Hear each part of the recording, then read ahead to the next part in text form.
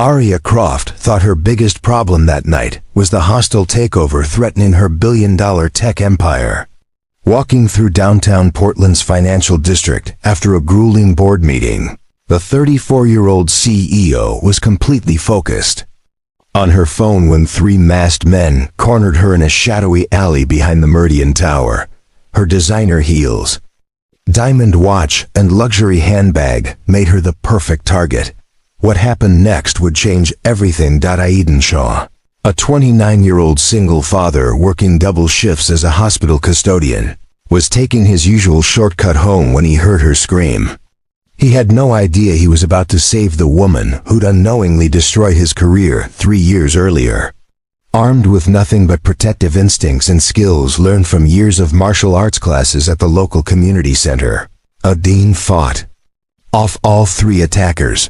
But the real shock came when Arya discovered who her rescuer really was, and what her company had taken from him. Before we jump back in, tell us where you're tuning in from, and if this story touches you, make sure you're subscribed, because tomorrow, I've saved something extra special for you. The rain-slicked streets of downtown Portland gleamed under the amber streetlights as Arya Croft stepped out of the Meridian Towers lobby at 11:47 p.m. Her Louboutin heels clicked against the wet pavement with each determined step, the sound echoing off the towering glass buildings that housed the city's financial elite. At 34, she commanded respect in boardrooms across the Pacific Northwest as the CEO of Quantum Dynamics, a tech company she'd built from a small startup into a billion-dollar empire specializing in artificial intelligence solutions. Tonight had been particularly brutal. The emergency board meeting had stretched on for hours as they discussed the hostile takeover bid from their biggest competitor, Titan Corp. Arya's fingers flew across her phone screen, responding to urgent emails from her legal team while simultaneously coordinating with her PR department to manage the media fallout. The stress was evident in the tight line of her shoulders and the way she unconsciously gripped her black Hermes handbag closer to her body. She'd dismissed her driver hours ago, thinking a walk through the familiar financial district would help clear her head. It was a decision she would soon regret. Lost in the digital crisis consuming her attention, Arya took what she thought was a shortcut toward the parking garage where her Tesla waited. Instead, she found herself turning down a narrow alley between two office buildings, the kind of forgotten urban space where delivery trucks unloaded during the day but became eerily deserted after dark. The first sign of danger came as footsteps that had been echoing her own suddenly multiplied. Three shadows detached themselves from the recessed doorway of a defunct restaurant, their movements coordinated and predatory. The leader, a wiry man in a dark hoodie, stepped directly into her path while his companions flanked her from both sides, effectively cutting off any escape route.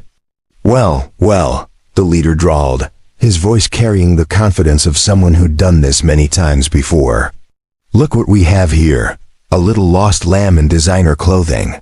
Arya's blood ran cold as she took in the situation. Her heart hammered against her ribs as adrenaline flooded her system. But years of high-pressure business negotiations had taught her to keep her voice steady even when facing adversity. "I don't want any trouble," she said, her tone firm despite the terror clawing at her throat. "Take my purse, take my jewelry, just let me go." The second attacker, broader and more muscular than his leader, laughed darkly. "Oh, we'll be taking all of that, sweetheart. But first, we're going to have a little conversation about what other valuables you might be carrying. Corporate types like you always have more than meets the eye." The third man, silent until now, produced a knife that gleamed wickedly under the dim alley lighting. The sight of the weapon made Arya's knees weak, and she pressed her back against the cold brick wall behind her, her manicured fingers scraping against the rough surface as she searched desperately for something, anything, that could help her escape this nightmare. "Please," she whispered, hating how small her voice sounded. This was Arya Croft, the woman who'd stared down venture capitalists and board members without flinching, reduced to begging in a dirty alley. I'll give you everything I have. My watch is worth $50,000. My purse has cash and credit cards. $50,000? The leader whistled appreciatively, stepping closer until she could smell the stale cigarettes on his breath. Seems like we hit the jackpot tonight, boys. Wonder what else Miss CEO here might be hiding. As the three men closed in, their intentions becoming horrifyingly clear, Arya realized with growing panic that her money and status meant nothing in this moment. The corporate armor she'd spent years building, the reputation that opened doors and commanded respect, was utterly useless against the raw violence threatening to destroy her. She was just another victim in a dark alley, and no amount of quarterly earnings or market share could save her now. The leader reached for her diamond-studded watch, his grimy fingers making contact with her wrist, when a calm voice cut through, the tension like a blade. I think the lady asked you to leave her alone. All four heads turned toward the mouth of the alley, where a figure stood silhouetted against the streetlight beyond.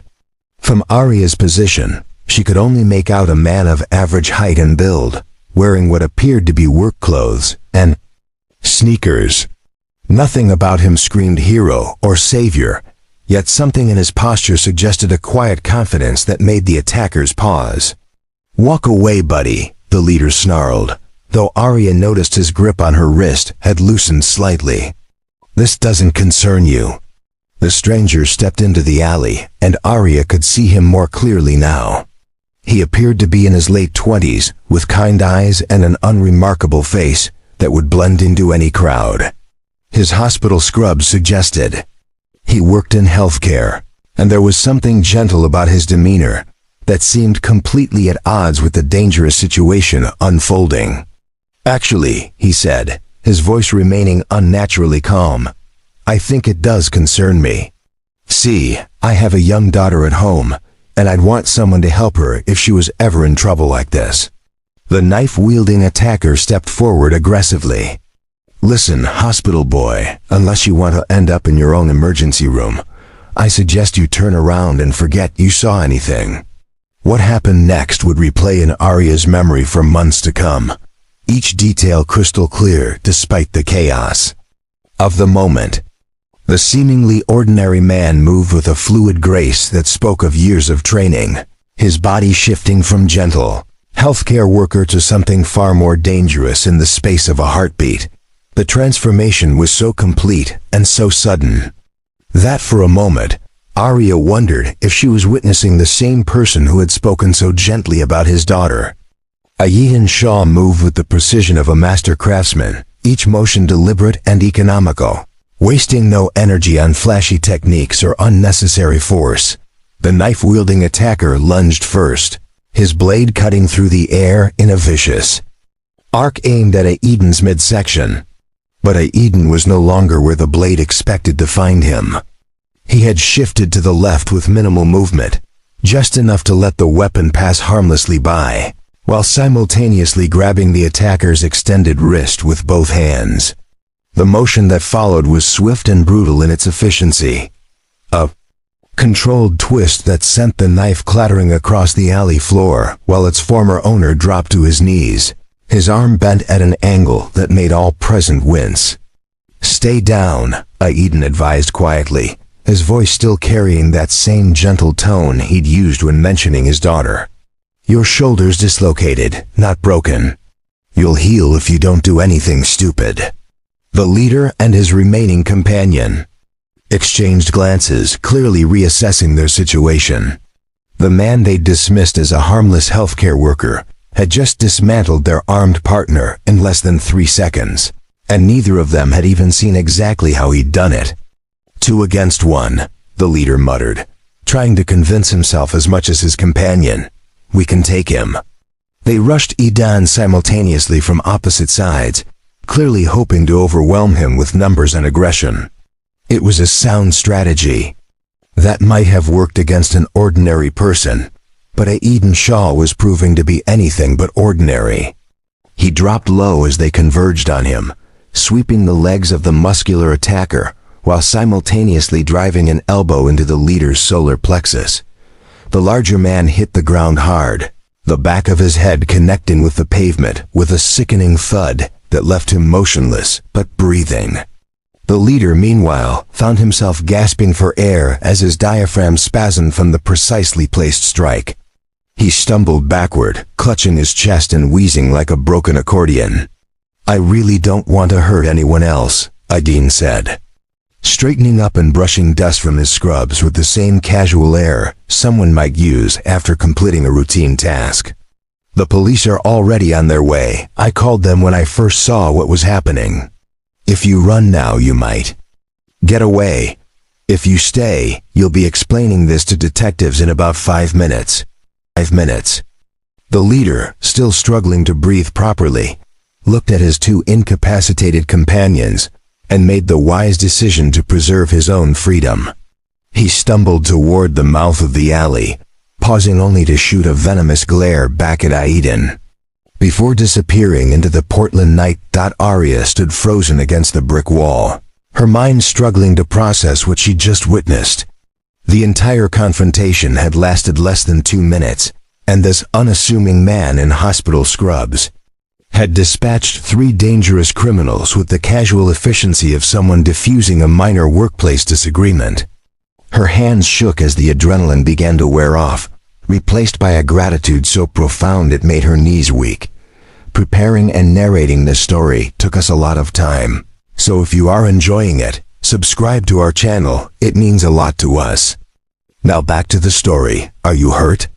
Aidin asked, approaching her slowly with his hands visible, clearly aware that she might still be in shock. His eyes scanned her for injuries with what appeared to be professional competence, though his manner remained gentle and non-threatening. "I don't think so," Arya managed, her voice trembling despite her efforts to maintain composure. "How did you... where did you learn to do that?" A small smile played at the corners of Aidin's mouth. "Community center martial arts classes," he said simply. "Started taking them after my daughter was born. Figured I should know how to protect her if I ever needed to." He gestured toward the 2 unconscious attackers. Muscle memory is a funny thing. Before Arya could respond, the distant sound of sirens began to echo off the surrounding buildings. True to his word, Aidin had indeed called for help, though his own intervention had rendered police assistance somewhat unnecessary for anything beyond cleanup and arrests. "The police will want statements from both of us," Aidin continued, his tone practical and reassuring. "It might take a while. Do you need to call anyone? Family, maybe, or a driver?" Arya realized with a start that her phone had been clutched in her death grip throughout the entire ordeal. The screen showed 17 missed calls from her assistant, her legal team, and her head of security, all wondering where she'd disappeared. To after the board meeting. "I should probably let my people know I'm okay," she said, her voice growing stronger. "They'll be worried sick." As she began making the necessary calls, Arya found herself studying her rescuer more carefully. Aidin Shah. She'd heard one of the attackers use his name appeared to be exactly what he claimed, a healthcare worker finishing a late shift. His scrubs were clean but worn, suggesting regular use rather than costume, and there was a hospital ID badge clipped to his chest pocket. Everything about him screamed ordinary, working-class citizen, yet he'd just demonstrated skills that would have impressed military special forces. The police arrived exactly 4 minutes later, their flashing lights strobing across the alley walls as officers quickly secured the scene and began questioning witnesses. Aidin answered their questions with the same calm competence he'd shown during the fight, providing clear, concise details without embellishment or false modesty. He handed over the attacker's dropped knife to the evidence team and gave a statement that was both thorough and remarkably understated. "I saw the lady in distress and intervened," he told Detective Morrison, a grizzled veteran who clearly appreciated straightforward answers. The 3 suspects made threatening gestures. One was armed with a blade, and I used reasonable force to neutralize the immediate danger. "Reasonable force?" Detective Morrison raised an eyebrow as paramedics loaded the still unconscious muscular attacker into an ambulance. "Sir, you put 2 grown men in the hospital and disarmed the third without sustaining so much as a scratch. That's either exceptional luck or exceptional skill." Ayeden shrugged modestly. "I take martial arts classes at the Burnside Community Center. Sensei Williams runs a good program." The police processing took nearly 2 hours, during which Aria found herself drawn into longer conversations with her rescuer than she'd initially expected. As they waited for the detectives to finish their paperwork, Ayeden proved to be surprisingly easy to talk to, possessing the kind of genuine interest in others that was rare in Aria's usual corporate circles. "So you work at Portland General?" she asked, noticing the hospital logo on his ID badge. "Night shift custodial services," Ayeden confirmed without a trace of embarrassment. 7 p.m. to 7 a.m., 4 days a week. "It's good honest work, and the schedule lets me be home when Lovely wakes up for school." "Lovely?" Aria couldn't hide her surprise at the unusual name. Ayeden's entire demeanor brightened at the mention of his daughter. "Lovely Shaw, she's 8 years old, and absolutely convinced she's going to be the world's first astronaut veterinarian, marine biologist." He pulled out his phone and showed Aria a picture of a gap-toothed girl with wild curls and intelligent eyes, grinning at the camera while holding what appeared to be a science fair trophy. This was last month when she won first place for her project on ocean acidification. She's everything to me." The love in his voice was unmistakable, and Aria felt something twist in her chest at the pure, uncomplicated devotion she heard there. In her world, relationships were often strategic, calculated, or performed for public consumption. The authentic emotion Ayeden displayed when talking about his daughter was like encountering a foreign language she'd forgotten she once knew. "Where is she now?" Aria asked, glancing at her watch and realizing it was well past midnight. "Spending the night at her best friend Everly's house," Ayeden explained. "They have these elaborate sleepovers where they build blanket forts and plan imaginary space missions. Mrs. Hayes, Everly's mom, is a saint for putting up with their schemes." He paused, then added more quietly, "It's been just the two of us since her mother passed away 3 years ago. Cancer. These sleepovers give me a chance to pick up extra shifts without worrying about leaving her alone." The simple statement hit Aria like a physical blow. Here was a man who'd risked his own safety to help a complete stranger, who worked night shifts as a custodian to support his daughter, who'd lost his wife to cancer and was raising a brilliant little girl on his own. The contrast between his quiet dignity and the petty corporate dramas that consumed her daily life was stark and unsettling. "I'm so sorry for your loss," she said, meaning it more than she'd meant most condolences in her life. "That must have been incredibly difficult." "It was," Ayeden acknowledged simply. "But Lovely needed me to keep moving forward, so that's what we did. Some days are harder than others, but we take care of each other." Detective Morrison approached them as Ayeden finished speaking, his notebook finally closed and his expression satisfied. "We've got everything we need for now," he announced.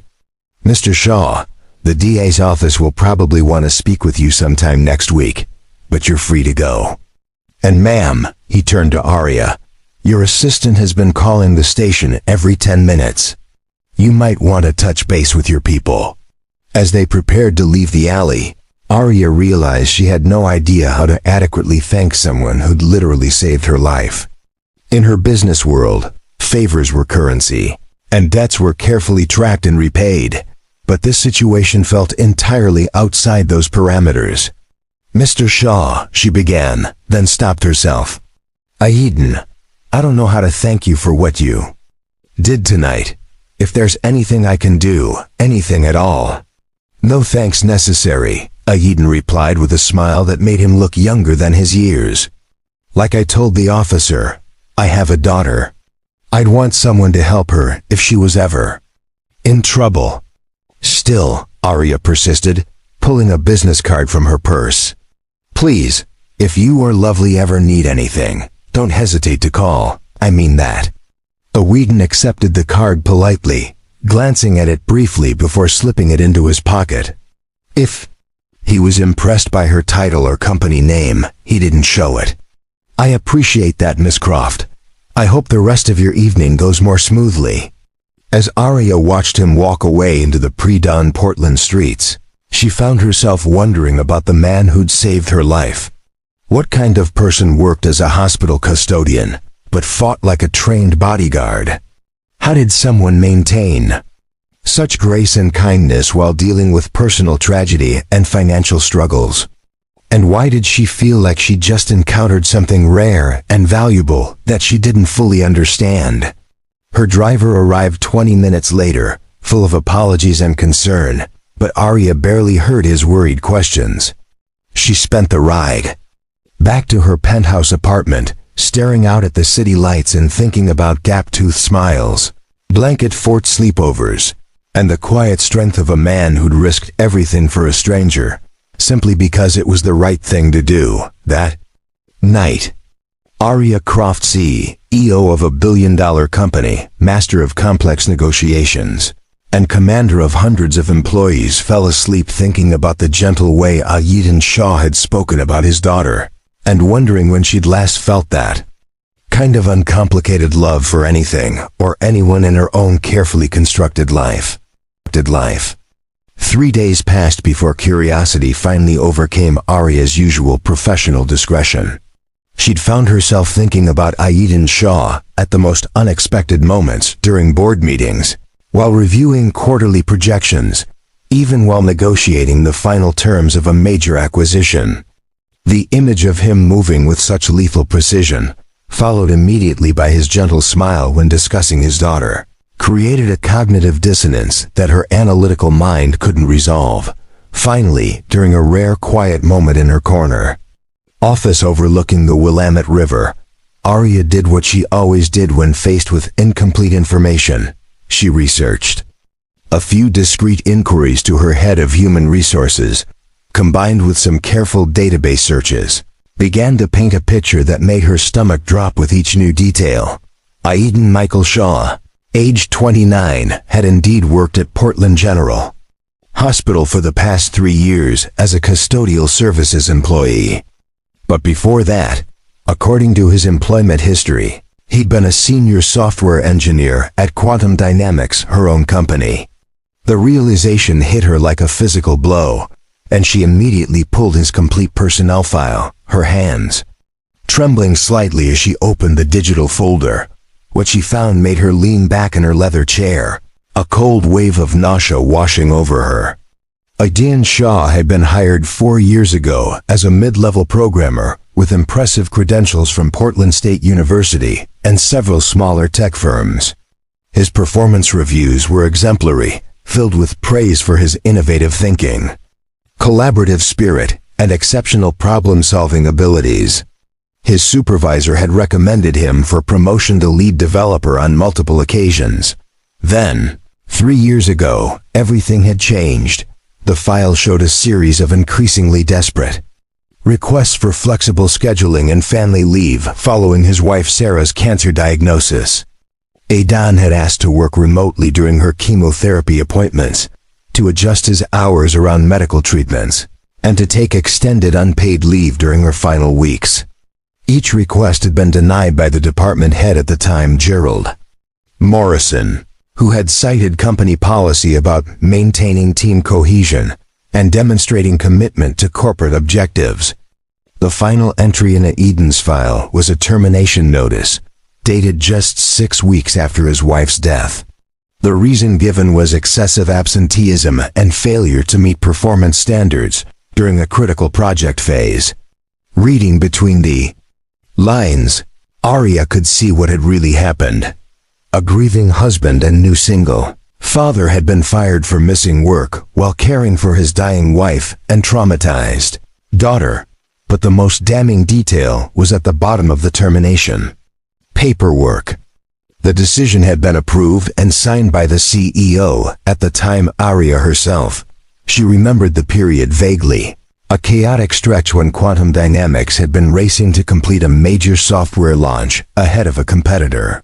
She'd been working 18-hour days, sleeping in her office, and signing dozens of personnel actions without really reading them.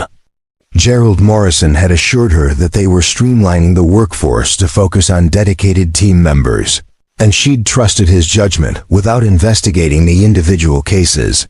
Now, staring at Aiden Shaw's termination paperwork with her own signature at the bottom, Arya felt physically ill. She destroyed the career of a brilliant engineer during the worst period of his life, forcing him into custodial work to support his daughter. The man who'd risked his life to save her had been ruined by her own careless disregard for the human cost of corporate efficiency. Her hands shaking, Arya continued reading. After leaving Quantum Dynamics, Aiden had applied to several other tech companies, but the termination for performance issues had made him essentially unemployable in his field. He'd taken the custodial job at Portland General because it was the only position he could find that offered health insurance for himself and Lovely, and because the night shift allowed him to be home when his daughter needed him most. The file also contained letters, dozens of them, that Aiden had written to various departments over the past 2 years, politely requesting reconsideration of his termination. He'd never asked for compensation or threatened legal action, merely wanted the opportunity to explain the circumstances and perhaps clear his record. Each letter had been filed away without response, lost in the bureaucratic machinery of a company that had moved on from what it considered a minor personnel decision. Arya's assistant knocked on her door, interrupting her horrified reading. "Ms. Croft? You have the Titan Corp strategy meeting in 10 minutes. Cancel it," Arya said without looking up from the screen. "Cancel everything for the rest of the day." She spent the next several hours making discreet inquiries within her own company, trying to understand how such an injustice had occurred under her leadership. What she discovered was a pattern of callous decision-making by Gerald Morrison, who had systematically eliminated employees he deemed liability risks. Anyone dealing with family crises, health issues, or other personal challenges that might impact their dedication to the company. Morrison had been quietly forced out 18 months later for unrelated ethical violations, but the damage he'd done to people like Aiden Shaw had never been addressed. Dozens of employees had been terminated for reasons that would likely have been considered discriminatory if anyone had bothered to investigate. The weight of responsibility settled on Arya's shoulders like a lead blanket. She was the CEO. Everything that happened at Quantum Dynamics ultimately reflected her leadership, her values, her decisions.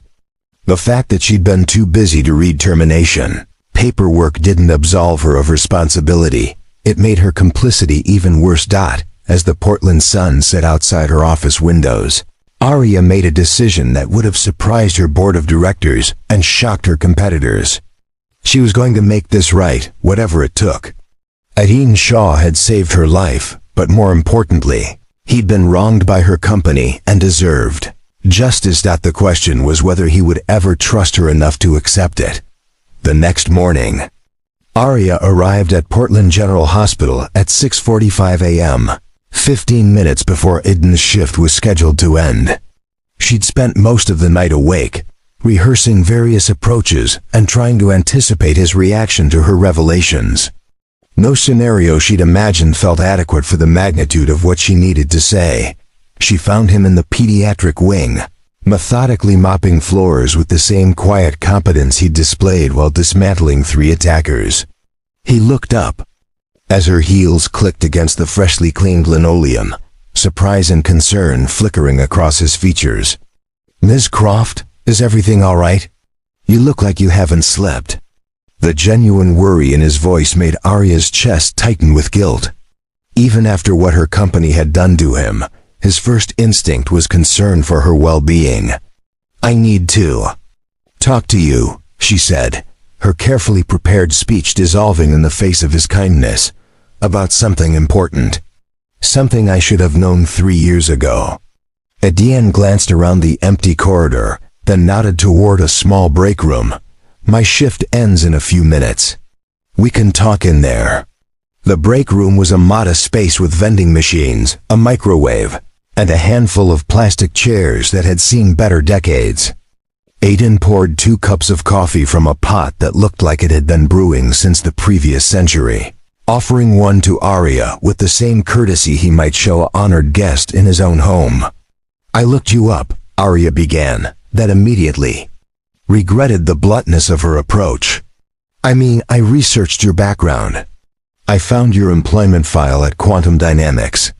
She watched as understanding dawned in Aiden's eyes, followed quickly by something that might have been resignation. He sat down heavily in one of the plastic chairs, suddenly looking older than his 29 years. "So you know," he said simply. "I know that my company fired you 6 weeks after your wife died. I know that you were denied family leave to care for her during her final illness. I know that you've been working as a custodian for 3 years because we destroyed your reputation in the tech industry." Arya's voice cracked slightly on the last words. "And I know that I signed the termination paperwork without bothering to read it or understand what was really happening." Aiden stared into his coffee cup for a long moment before responding. "Gerald Morrison told me it was a business decision.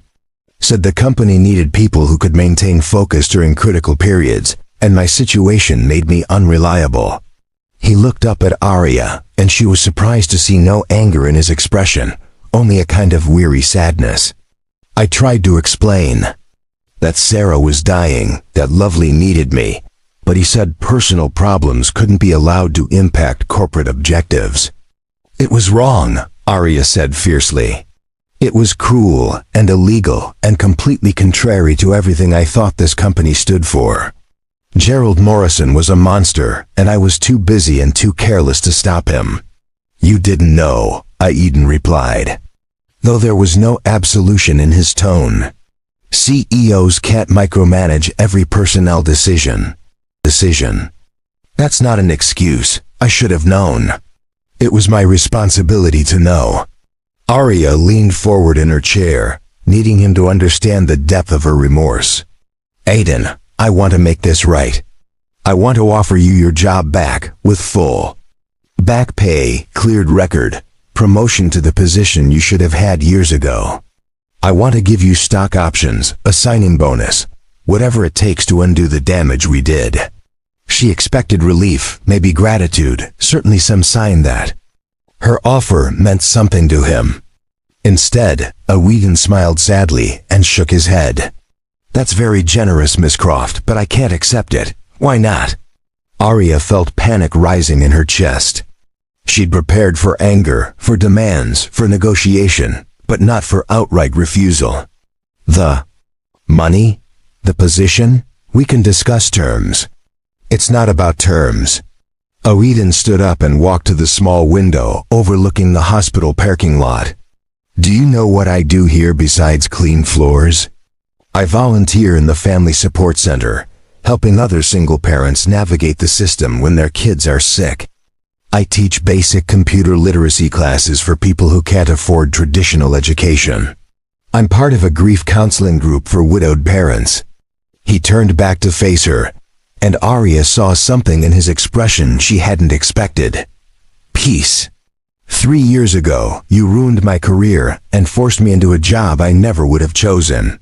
It was the worst thing that could have happened to me professionally.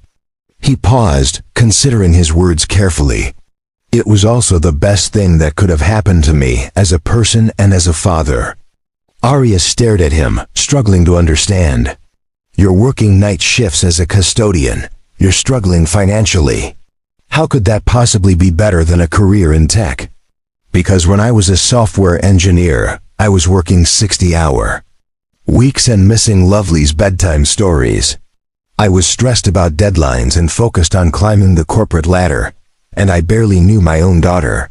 Aiden's voice grew stronger as he continued. "Now I'm home when she wakes up. I help with her homework every day. I volunteer at her school, attend every science fair, know all her friends and their parents. I'm present in her life in a way I never was before." He gestured around the modest break room. "This job doesn't pay much, but it gives me something more valuable than money, time with my daughter and the opportunity to help people who really need it. I wouldn't trade that for all the stock options in Silicon Valley." Arya felt her carefully constructed plan crumbling. She'd expected to waltz in like a corporate fairy godmother, waving the magic wand of money and position to solve everything. Instead, she was discovering that Aiden Shaw had built a life of meaning and purpose from the ashes of what she'd thought was professional ruin. "But you could have both," she insisted. "We could arrange flexible hours, work from home options, whatever you need to maintain your priorities. Could we?" Avidan's expression grew skeptical. "When Gerald Morrison denied my requests for family leave, he said he was following company policy about maintaining commitment to corporate objectives. Has that policy changed, or would I just be a special exception until the next crisis requires everyone to prove their dedication?" The question hit its mark with devastating accuracy.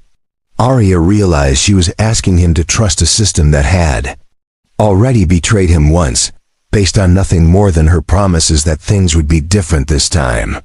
"You're right," she admitted quietly. "I can't guarantee that corporate culture has changed enough to prevent this from happening again. But I can guarantee that I've changed. What happened to you opened my eyes to the human cost of the way we do business." Aiden studied her face for a long moment, clearly weighing her sincerity against his hard-won skepticism. "What exactly are you proposing, Miss Croft?"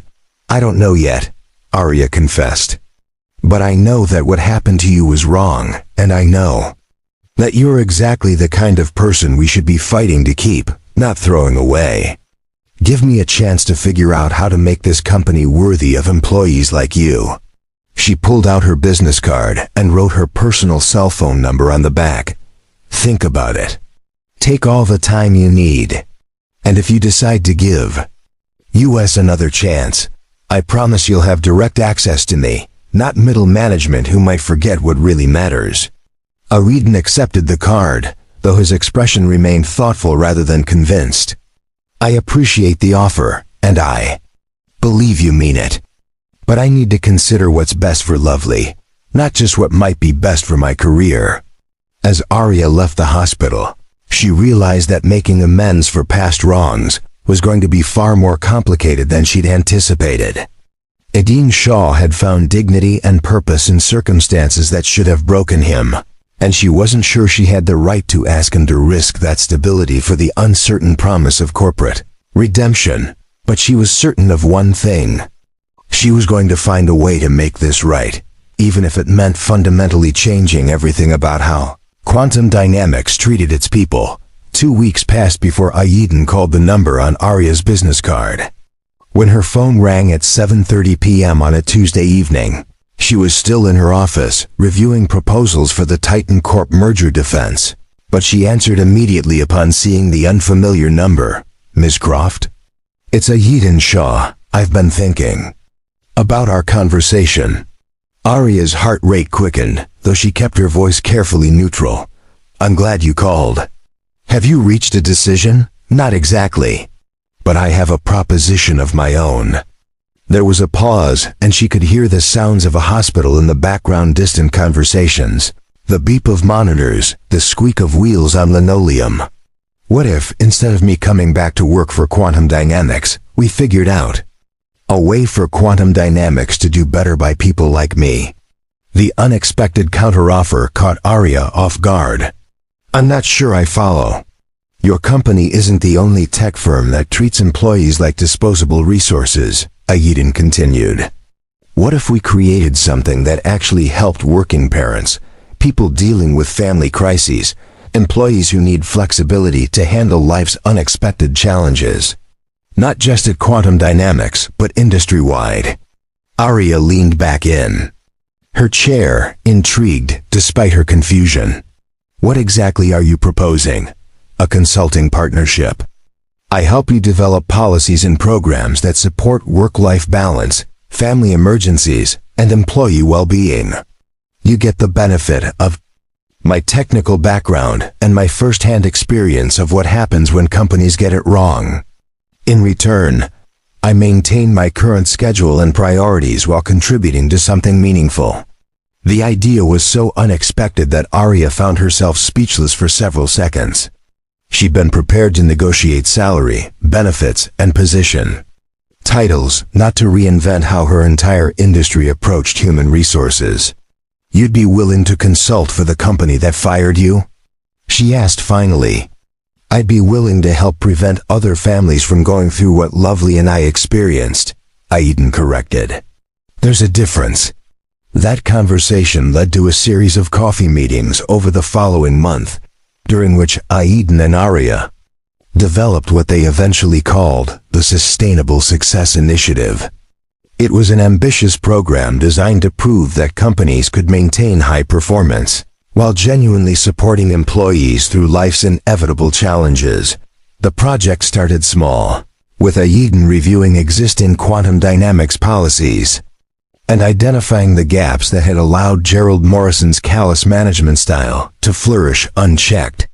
His recommendations were both practical and revolutionary.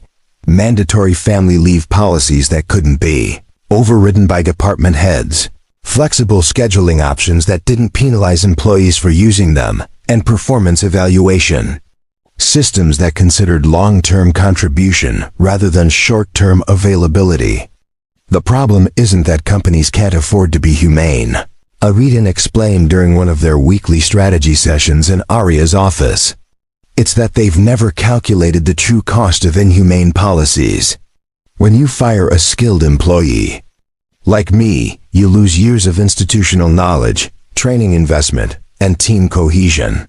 Then you spend months recruiting and training a replacement who may or may not work out."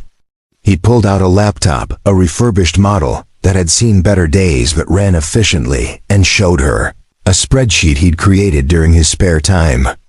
"I analyzed public data from 50 tech companies over the past 5 years. The ones with the most generous family support policies also had the lowest turnover rates, highest employee satisfaction scores, and strongest long-term growth." Arya studied the data, her business instincts immediately recognizing the implications. "You're saying that treating employees well isn't just ethically right, it's financially smart." "Exactly. But most executives never see these numbers because the costs of poor policy are distributed across multiple departments and timeframes. HR sees the recruitment expenses, managers deal with knowledge gaps, and accounting tracks the training costs.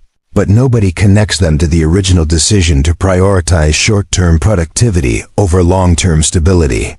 Their collaboration quickly evolved beyond policy review into active implementation. Arya gave Aiden access to anonymized employee data and authorized him to conduct confidential interviews with staff members who'd faced family crises while working at Quantum Dynamics. What he discovered was both heartbreaking and illuminating. Sarah Martinez from the marketing department had nearly quit when her father was diagnosed with Alzheimer's, but stayed only because a sympathetic supervisor had quietly arranged for her to work remotely 3 days a week. David Kim from software development had been passed over for promotion twice because he'd taken paternity leave after each of his children's births. Jennifer Foster from the legal team had been penalized on her performance review for missing work during her son's leukemia treatments, despite working from the hospital during her boy's chemotherapy sessions. "These are brilliant, dedicated people," Aiden told Arya after completing his interviews. "But they're all one family crisis away from being treated like I was.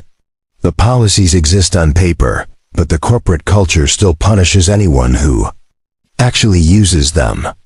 Together, they developed a pilot program that would test new approaches within selected departments. Aiden insisted on being involved in every aspect of the implementation, despite his non-traditional schedule. He attended video conferences from the hospital break room during his lunch hours, reviewed documents between cleaning shifts, and even gave presentations to department heads at 7 a.m., meetings that coincided with the end of his workday. The initial resistance from middle management was predictable and fierce. Department heads complained about the complexity of accommodating individual employee needs. QESTIONED, the business justification for increased flexibility, and worried that generous policies would be abused by workers looking to slack off. This is exactly the thinking that needs to change, Aydin told a particularly skeptical group of directors during one heated meeting. You're assuming that employees will take advantage of support systems, when the reality is that most people want to do good work. They just need the freedom to handle life's emergencies without sacrificing their careers. To Arya's surprise, Aydin's authenticity and obvious expertise gradually won over even the most resistant managers.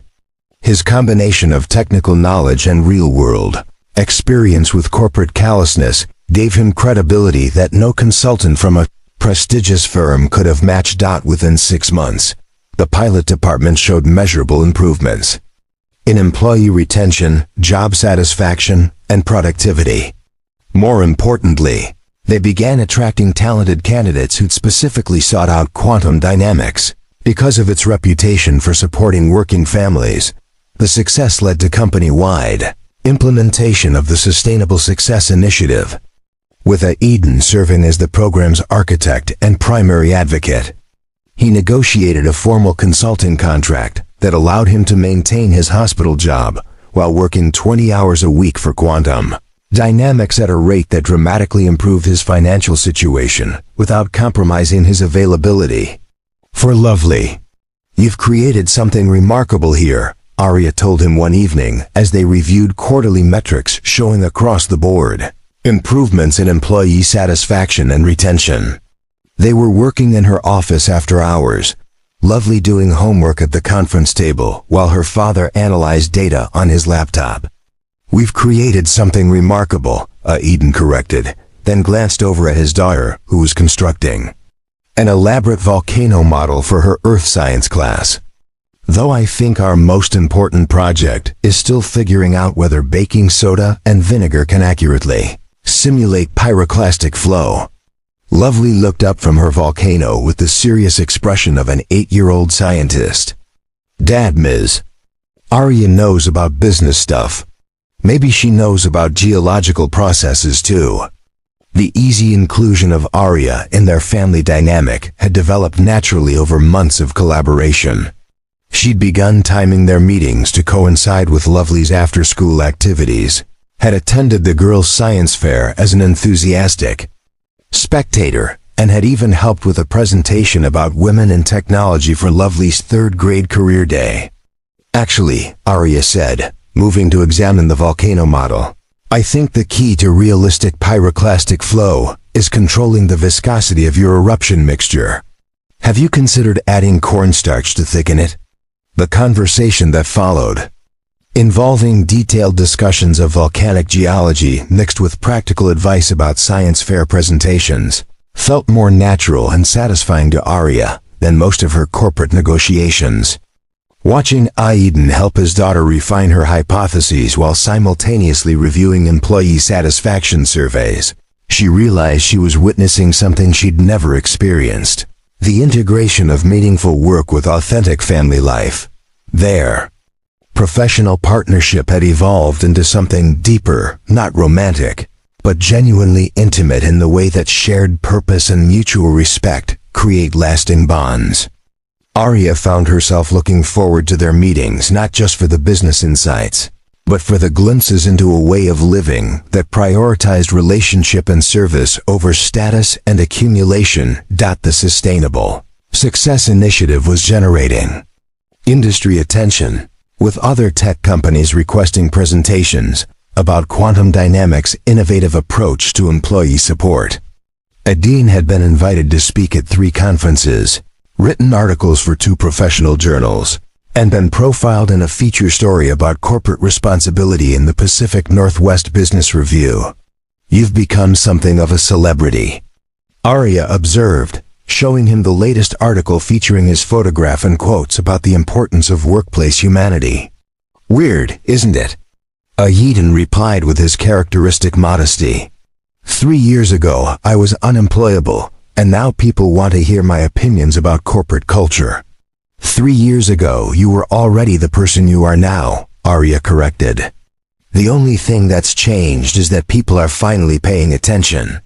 The call came at 2:30 a.m. on a Thursday in late October, jarring Arya from the deep sleep she'd finally learned to achieve since reducing her caffeine intake and implementing some of Aiden's suggestions about work-life balance. Her phone showed Aiden's number, and she answered immediately, knowing he would never call at that hour unless something was seriously wrong. "Arya, I'm sorry to wake you, but I need help." His voice was tight with controlled panic, and she could hear the sounds of a busy emergency room in the background. Lovely's in the hospital. She collapsed at school during recess, and they can't figure out what's wrong. Arya was already reaching for clothes before he finished speaking. "Which hospital?" "I'll be there in 20 minutes. Portland General.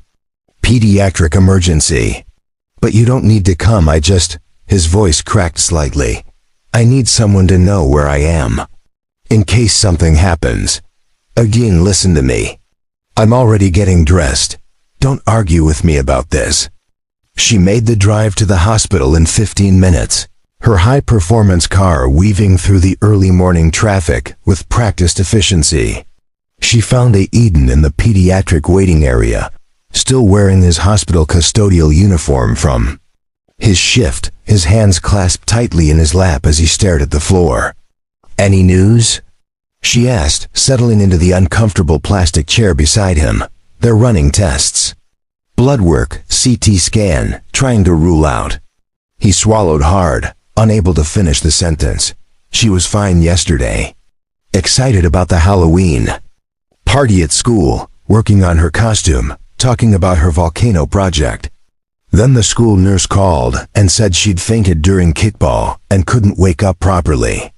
Arya had never seen Aiden truly vulnerable before. Even during the alley attack, he'd maintained an air of controlled competence.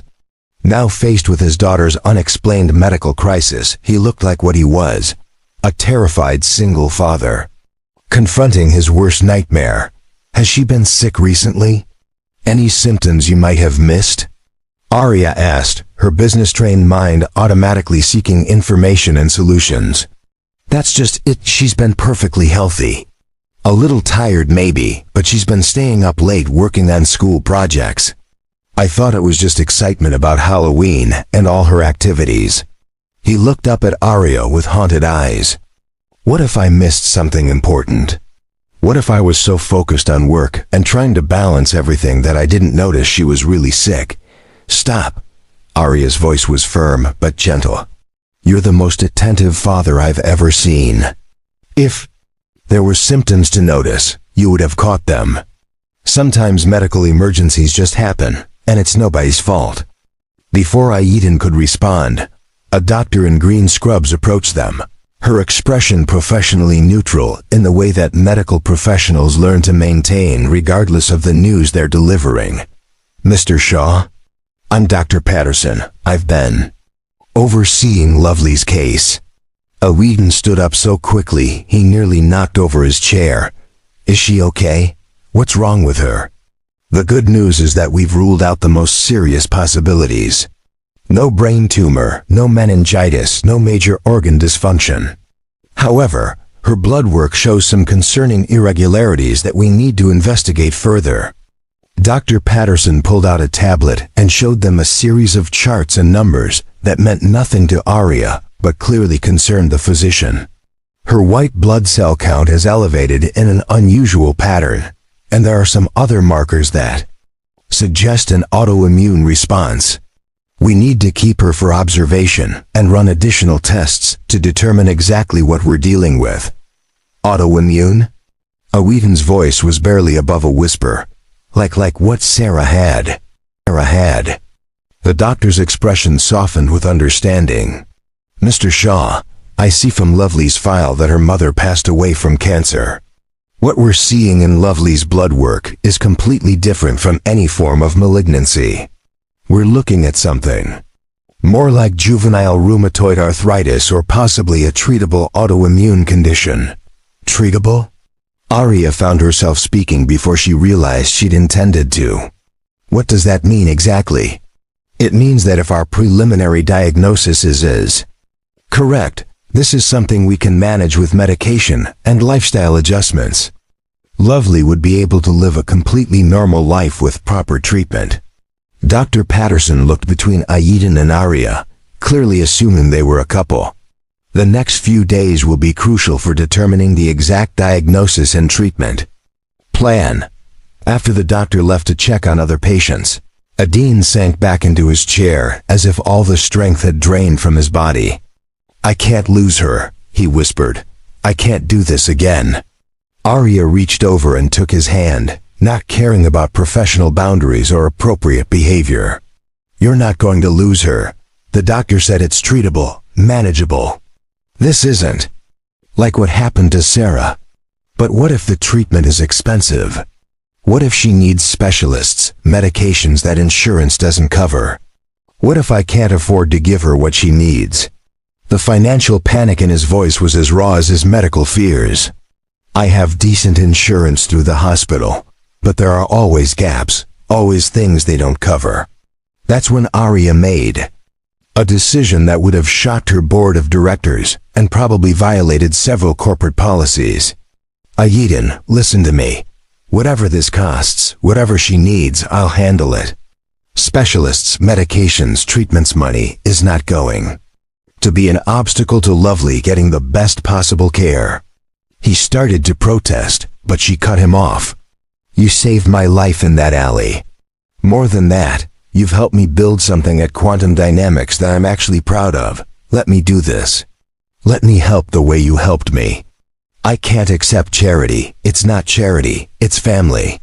The words slipped out before Arya could stop it, surprising them both with its accuracy.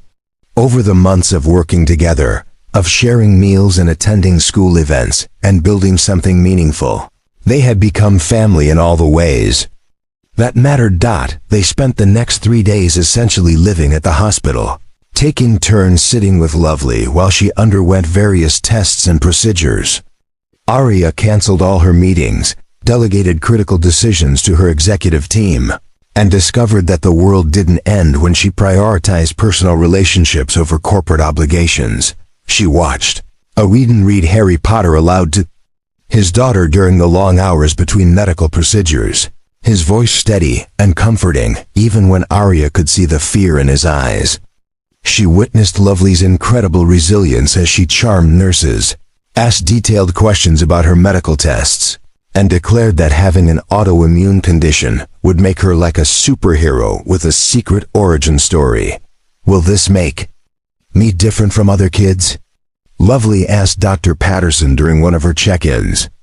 "It will make you someone who understands that bodies are complicated, and that taking care of yourself is important," the doctor replied. "Some of the most interesting adults I know are people who learned early that they needed to pay attention to their health." "Cool," Lovely said with the matter-of-fact acceptance that 8-year-olds sometimes display toward life-changing news. "Can I still be an astronaut, veterinarian, marine biologist?" "Absolutely. You'll just need to take some medicine and see me regularly to make sure everything stays balanced." On Friday evening, as they prepared to take Lovely home with a treatment plan and a collection of new medications, Aiden finally allowed himself to believe that his daughter would be okay. The final diagnosis was juvenile idiopathic arthritis, a manageable condition that would require ongoing medical attention, but wouldn't prevent Lovely from living a full, active life.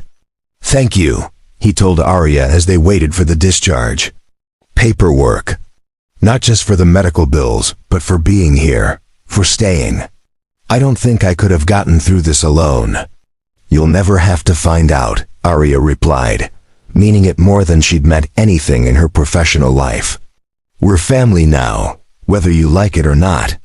Looking at Lovely, who was using her tablet to research famous people with autoimmune conditions and seemed genuinely excited about joining what she called the Special Immune System Club, Arya realized that the scared, lonely executive who'd been mugged in that alley 6 months ago had found something she hadn't even known. She was missing a purpose beyond profit and people who mattered more than market share. The first sign of trouble came on a Monday morning in early December, when Arya arrived at her office to find an emergency meeting request from the board of directors scheduled for that afternoon. The subject line was ominously vague: discussion of recent corporate decisions and strategic direction. Arya's assistant, Patricia, looked unusually tense as she delivered the morning briefing.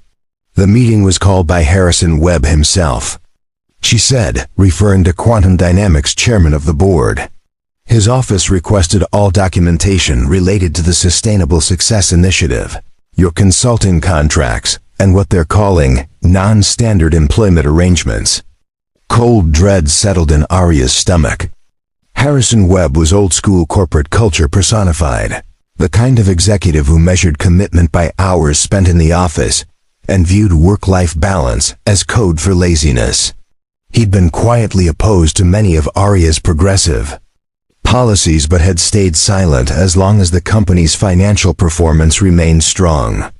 Did they say why now? Arya asked, reviewing her calendar and trying to determine what might have triggered this sudden scrutiny. There's been some chatter in the business press, Patricia admitted reluctantly. A few articles questioning whether Quantum Dynamics has become too focused on employee satisfaction at the expense of shareholder value. Someone's been feeding information to reporters about the consulting fees we're paying Aiden Shaw and the cost of implementing family-friendly policies. Arya spent the morning preparing for what she suspected would be a hostile interrogation, gathering data on employee retention, productivity metrics, and cost-benefit analyses that demonstrated the business value of treating workers humanely. But she had a sinking feeling that facts and figures wouldn't matter if the board had already decided to view her leadership as soft or misguided. The boardroom felt unusually cold when Arya entered at 2 p.m. sharp.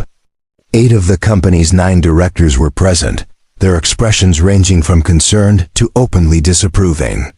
Harrison Webb, a silver-haired man in his 60s who still wore 3-piece suits and gold pocket watches, sat at the head of the table with the air of someone preparing to deliver an unpleasant verdict. Arya, thank you for joining us, Webb began with false courtesy.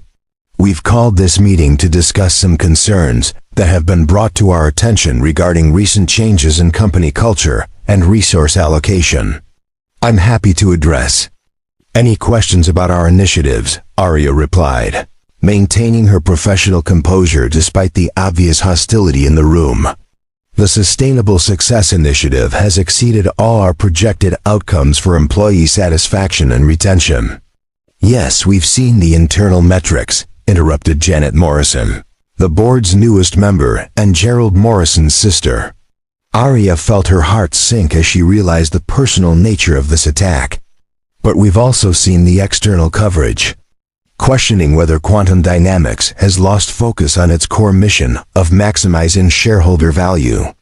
Webb pulled out a folder thick with printed articles and financial statements. Over the past 6 months, you've implemented costly new policies, hired consultants with questionable credentials, and diverted company resources toward what some are calling social engineering rather than business development. Our employee turnover is down 30%. Our productivity metrics are up across all departments, and we're attracting top talent specifically because of our reputation for workplace humanity, Arya countered, but she could see that the numbers didn't matter to this audience.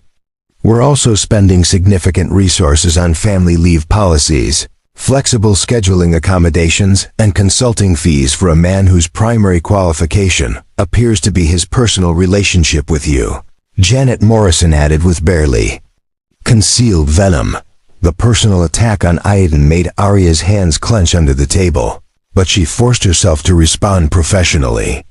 Aiden Shaw's qualifications include a computer science degree, 4 years of senior-level experience at this company, and demonstrated expertise in organizational psychology and employee relations. His consulting work has generated measurable improvements in every department where it's been implemented. His consulting work has also generated significant media attention about your judgment and priorities, Webb said, sliding a newspaper across the table toward her. This morning's Business Herald includes speculation about inappropriate relationships between executives and consultants, questions about corporate governance, and suggestions that Quantum Dynamics has become more focused on charity work than competitive business practices. Aria scanned the article, her anger building with each paragraph. The piece was a hit job, filled with anonymous sources making unsubstantiated claims about corporate culture, excessive spending on employee benefits, and implied impropriety in her relationship with Eden. Whoever had fed information to the reporter had been careful to avoid specific accusations while creating maximum damage to both her reputation and the company's. This is a coordinated attack based on deliberately misleading information, Aria said firmly. Someone with access to internal financial data has been selectively leaking details to create a false narrative about our business priorities. Perhaps, Webb acknowledged, but the narrative is gaining traction among investors and industry analysts. Our stock price has dropped 12% since the first article appeared last week, and several major clients have expressed concerns about our stability and focus. The meeting continued for 2 more hours, with board members raising questions about every aspect of Aria's leadership over the past year.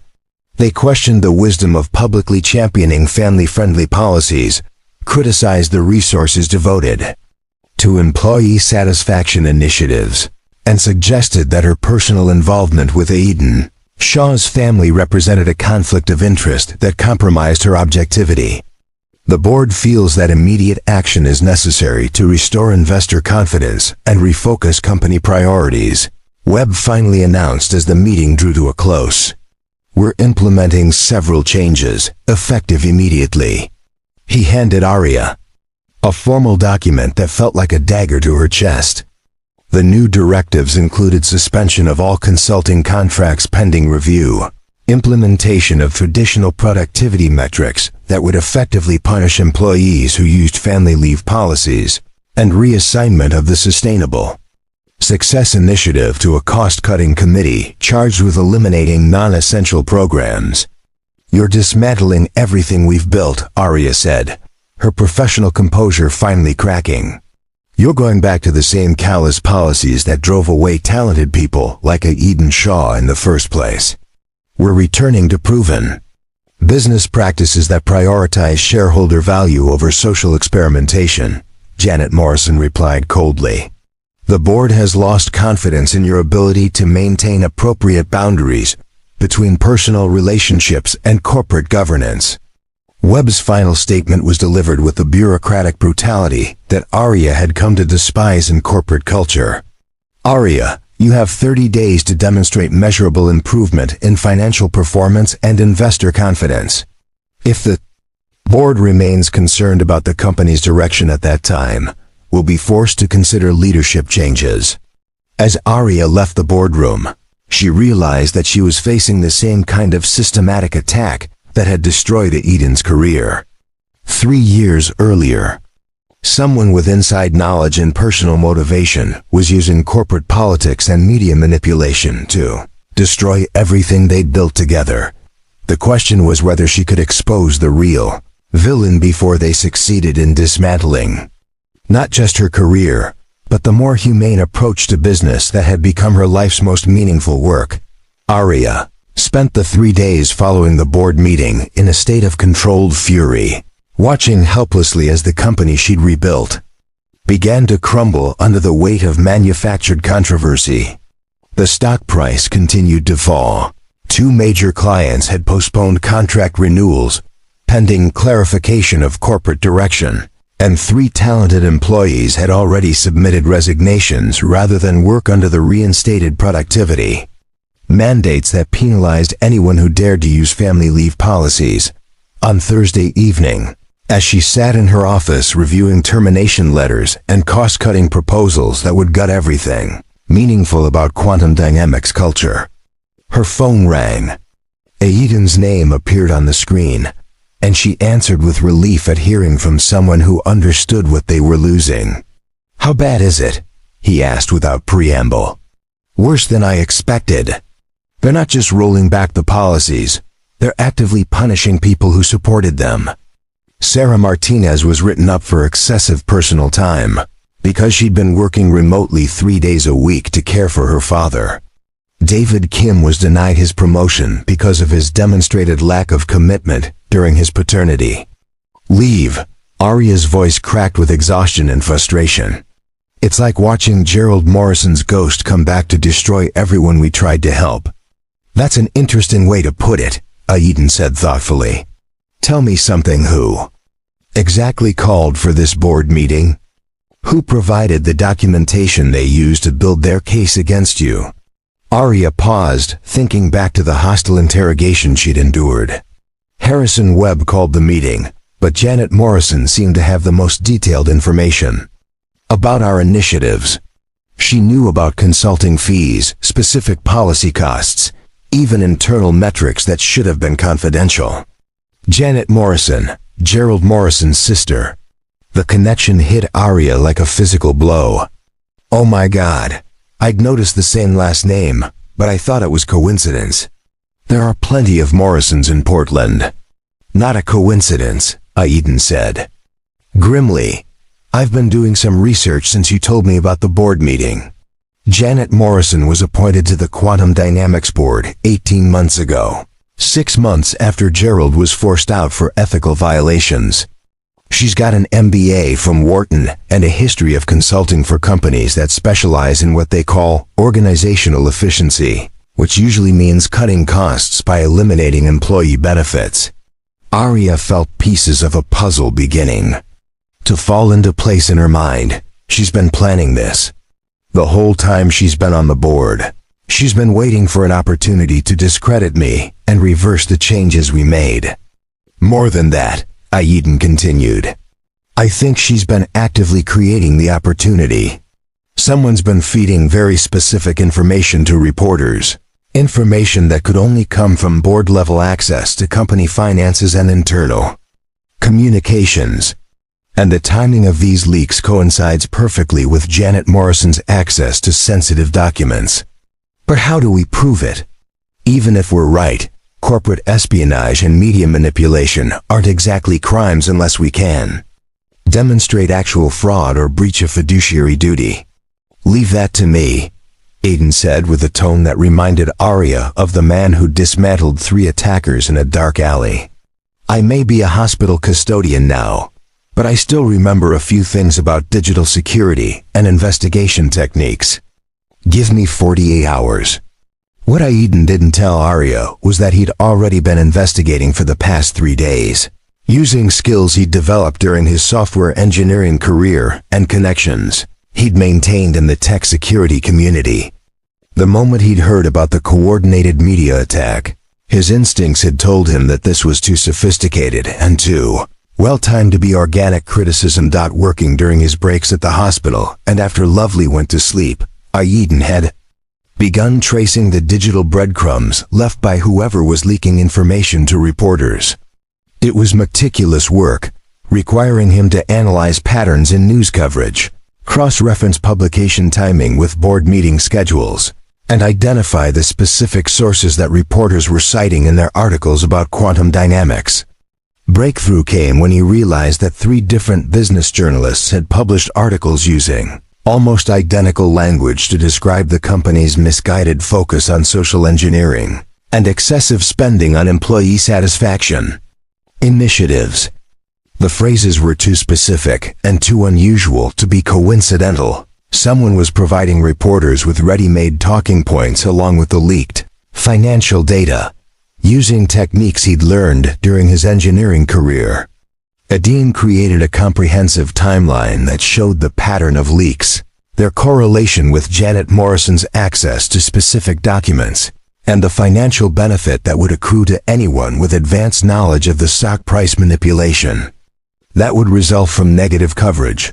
But Aiden's most damning discovery came when he used his hospital access to Portland General's legal database, a resource available to all employees for personal legal research, to investigate Janet Morrison's business history. What he found there made him understand that this attack on Aria and Quantum Dynamics was part of a much larger pattern of corporate sabotage. Janet Morrison wasn't just Gerald Morrison's sister seeking revenge for her brother's termination. She was a professional corporate raider who specialized in infiltrating company boards, creating artificial crises that damaged stock prices, and then facilitating hostile takeovers by clients who bought distressed companies at below market values. Her consulting firm, Efficiency Solutions Partners, had been involved in similar scenarios at 4 other companies over the past 5 years, always following the same pattern: gain board access, identify progressive policies that could be portrayed as wasteful spending, orchestrate media campaigns to damage company reputation, and create conditions favorable for acquisition by her firm's clients. The most shocking revelation came when Aiden traced the ownership structure of Efficiency Solutions Partners and discovered that its primary investor was Titan Corp, the same company that had been attempting a hostile takeover of Quantum Dynamics. For the past year, Janet Morrison had been placed on the Quantum Dynamics board specifically to create the internal chaos that would make the company vulnerable to acquisition. Armed with this information, Aiden spent Friday night preparing a presentation that would expose the entire conspiracy. But he knew that simply presenting evidence to Aria wouldn't be enough. They needed to reveal the truth in a way that would be undeniable and public, protecting both Quantum Dynamics and its employees from future manipulation. Saturday morning, Aiden made a phone call that surprised everyone involved, including himself. He contacted Harrison Webb directly, using the personal number listed in the company directory, and requested an emergency meeting to discuss critical information relevant to recent board decisions. "Mr. Shaw, I'm not sure this is appropriate," Webb said when he answered the call. "The board has made its position clear regarding your consulting arrangement with the company. Mr. Webb, with respect, I think you're going to want to hear what I have to say before the board meeting on Monday. What I've discovered affects not just my consulting contract, but the integrity of the entire board and the future of the company." Something in Aiden's tone must have convinced the board chairman, because he agreed to meet at his home in West Hills that afternoon, with the understanding that the conversation would be strictly off the record unless Aiden could provide compelling evidence of wrongdoing. Harrison Webb's house was exactly what Aria would have expected from a traditional corporate executive: imposing, tastefully decorated, and designed to intimidate visitors with displays of wealth and status. But when Webb answered the door, he looked older and more tired than Aiden remembered from company events, as if the stress of recent board decisions had taken a physical toll. "Thank you for agreeing to see me," Aiden began as they settled in Webb's wood-paneled study. "I know this is unusual, but I believe the board has been making decisions based on deliberately false information. That's a serious accusation, Mr. Shaw. I hope you have evidence to support it." Aiden opened his laptop and began walking Webb through the timeline he'd constructed, showing the pattern of leaks, the coordination between media coverage and board meetings, and the financial connections between Janet Morrison's consulting firm and Titan Corp. As the presentation continued, Webb's expression shifted from skepticism to concern to outright alarm. "You're suggesting that Janet Morrison has been conducting corporate espionage on behalf of a competitor?" Webb asked when Aiden finished his presentation. "I'm suggesting that Janet Morrison has been systematically manipulating the board to create conditions favorable for a hostile takeover by Titan Corp, the primary investor in her consulting firm," Aiden corrected. "The attack on Aria's leadership and the Sustainable Success Initiative was never about business performance or corporate governance. It was about weakening Quantum Dynamics enough to make it an attractive acquisition target. Webb studied the documents Aiden had provided, his business experience allowing him to quickly grasp the implications of the evidence. If this is accurate, then Janet Morrison has violated her fiduciary duty to the company and potentially committed securities fraud by trading on insider information. It gets worse, Aiden continued, pulling up additional financial records. I traced the timing of the media leaks against stock trading patterns and found that someone with advanced knowledge of the negative coverage has been short-selling Quantum Dynamics stock immediately before each article was published. The profits from those trades exceed $2 million over the past 6 months. The revelation that board decisions had been manipulated for personal profit seemed to genuinely shock Webb, who had spent 40 years in corporate leadership and prided himself on maintaining ethical standards even when pursuing aggressive business strategies. Mr. Shaw, if what you're showing me is accurate, then I owe you and Ms. Croft a significant apology. The board has been responding to a manufactured crisis, and our decisions have damaged both the company and innocent employees. The damage can still be reversed, Aiden said, but only if the board acts quickly to expose the truth and restore the policies that were making Quantum Dynamics a better place to work. Webb was quiet for several minutes, studying the evidence and clearly wrestling with the implications of having been manipulated by a colleague he'd trusted. Finally, he looked up at Aiden with a mixture of respect and regret. How do you want to handle this, Mr. Shaw? We could present this evidence to law enforcement, or handle it internally through board action, or make it public through media disclosure. Each approach has different implications for the company and for everyone involved. I want to handle it the same way that Aria has always handled business decisions, Aiden replied. Transparently, ethically, and with consideration for how our choices affect the people who depend on this company for their livelihoods. Sunday evening, Aria received a call from Harrison Webb that began with words she'd never expected to hear from the traditional board chairman. Aria, I owe you a profound apology, and I need your help to correct a serious injustice. The emergency board meeting on Monday morning was unlike anything in Quantum Dynamics corporate history. Webb opened the session by announcing that new evidence had emerged regarding the circumstances surrounding recent media coverage and board decisions, and that the company's general counsel would be presenting findings that affected the integrity of board governance.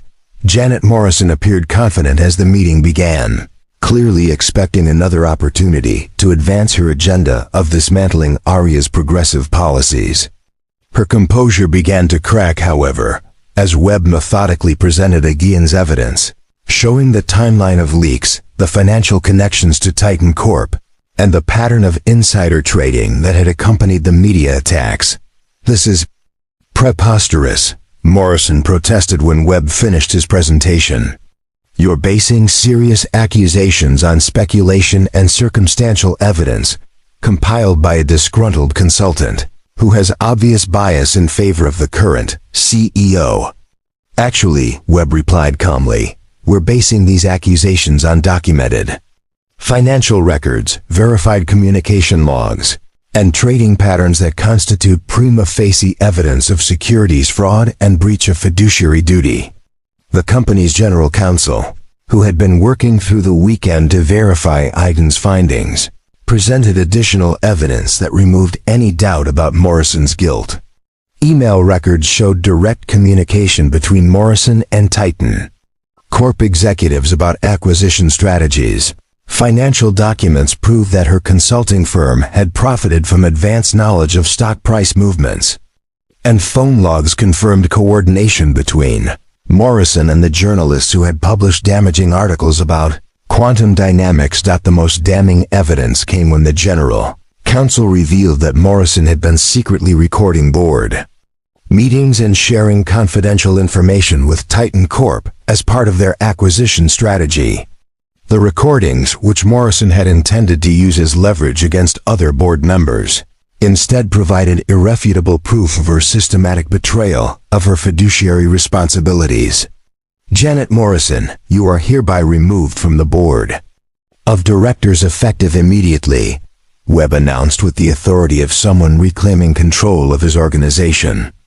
Legal counsel will be filing complaints with the Securities and Exchange Commission and coordinating with law enforcement regarding potential criminal charges. As security personnel escorted Morrison from the building, Webb turned to address the remaining board members, his expression grave but determined. The board owes Ms. Croft and Mr. Shaw our sincere apologies for questioning their integrity and dismantling their valuable work based on fraudulent information. Our immediate priority is to restore the policies and programs that were making Quantum Dynamics a leader in employee relations and corporate responsibility. The formal vote to reinstate the Sustainable Success Initiative, restore Aeden's consulting contract, and publicly vindicate Aria's leadership was unanimous among the remaining board members. But more important than the corporate resolutions was the personal acknowledgement that came when Webb approached Aria after the meeting concluded. "Ms. Croft, I've spent 40 years in business, and I've rarely encountered leadership as principled and effective as what you've demonstrated during this crisis. The board not only supports your continued leadership, but wants to expand your authority to implement the kind of corporate culture that makes companies truly successful in the long term." As news of Janet Morrison's removal and the exposure of the Titan Corp conspiracy began to spread, Aria realized that the attack designed to destroy her career had instead validated everything she and Aeden had been working to build. The truth had emerged not through corporate politics or media manipulation, but through the careful investigation and principled action of a man who had been discarded by the system and had chosen to fight for justice rather than revenge. That evening, as Aria sat in her office reviewing the restored policies and reinstated programs that represented months of collaborative work, she understood that the victory belonged not just to her and Aeden, but to every employee who would benefit from working in an environment that valued their humanity as much as their productivity. 1 year later, Aria Croft stood at the podium in the grand ballroom of the Portland Convention Center, looking out at an audience of more than 800 business leaders, human resources professionals, and employee advocates who had gathered for the inaugural Northwest Conference on Sustainable Corporate Culture. The event had grown far beyond anything she'd originally envisioned, drawing attendees from across the Pacific Northwest and beyond, all eager to learn about the revolutionary approach to employee relations that had transformed Quantum Dynamics from a typical tech company into an industry leader in both financial performance and workplace humanity. 18 months ago, I was mugged in a dark alley, Aria began, her voice carrying clearly through the packed ballroom. I thought my biggest problem that night was a hostile takeover threatening my company. I had no idea that getting lost in downtown Portland would lead me to find everything I'd been missing in my approach to leadership and life. In the front row, Aeden Shaw sat with Lovely, now 9 years old and serving as the conference's youngest official volunteer coordinator. She'd insisted on helping with registration, name tag distribution, and what she called making sure all the important business people remember to eat lunch. Her juvenile arthritis was well controlled with medication, and she'd recently been accepted into Portland's gifted program for students interested in science and technology. The man who saved my life that night, Aria continued, taught me that the most powerful business strategy isn't about maximizing short-term profits or eliminating costs by treating employees as disposable resources. It's about recognizing that sustainable success comes from creating environments where people can thrive both professionally and personally. The past year had exceeded even Aria's most optimistic projections for what they could accomplish. Following Janet Morrison's removal from the board and the exposure of the Titan Corp conspiracy, Quantum Dynamics had experienced unprecedented growth in both financial performance and industry reputation.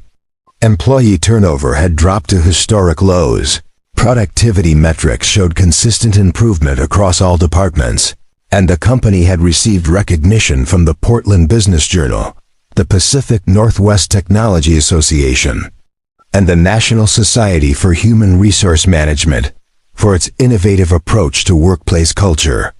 More importantly, the success had attracted attention from other companies seeking to implement similar programs. Eden's consulting practice had expanded beyond quantum dynamics to include 12 other organizations, ranging from small startups to established corporations, all eager to learn how treating employees with dignity and flexibility could enhance, rather than hinder business performance.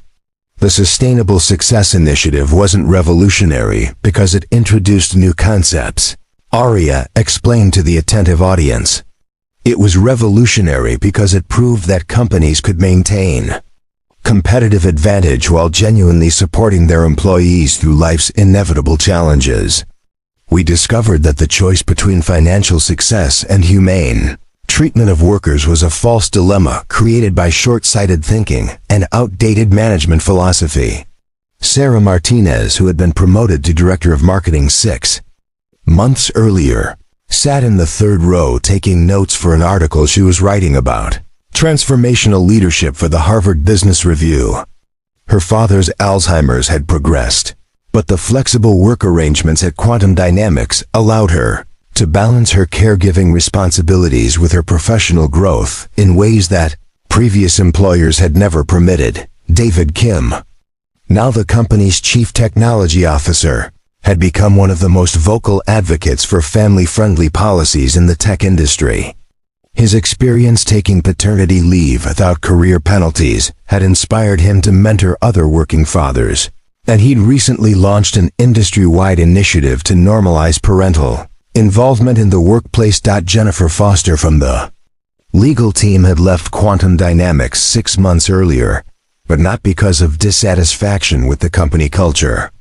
Instead, she'd been recruited by the city of Portland to help implement family-friendly policies in municipal government, carrying the lessons she'd learned about balancing professional responsibility with personal needs into public service.